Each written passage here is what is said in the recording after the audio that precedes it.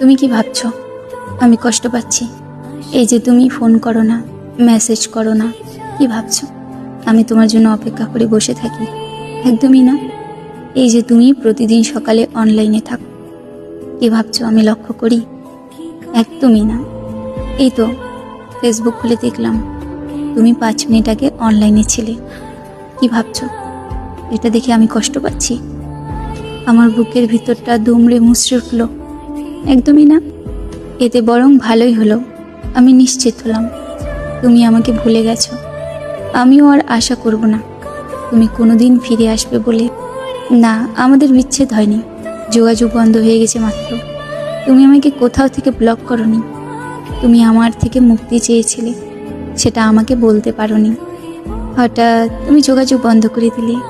আমি বুঝলাম যে যাওয়ার সে চলেই যাবে।